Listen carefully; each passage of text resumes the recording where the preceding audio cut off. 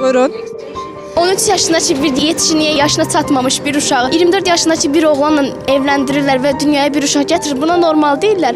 Ama məsəl üçün də burada çəkiliş edirsiniz. Bəzi adamlar gülür, keçir lağa qoyur ki, metronun içində bu nədir çəkirsiniz. Buna pis baxırlar, amma bir uşağın dünyaya uşaq gətirməsinə tam olaraq normal baxırlar. Əgər sevəcəksinizsə, ona qayğı verəcəksiniz. Çünki bir bitkinin belə sevgiyə ehtiyacı var.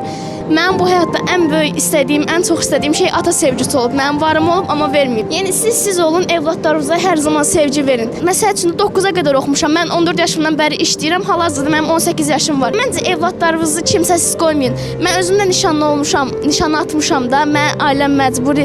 Yəni məcburi deyəndə necə deyim? Bəzi səbəb. Neçə yaşın var? Hal-hazırda 18.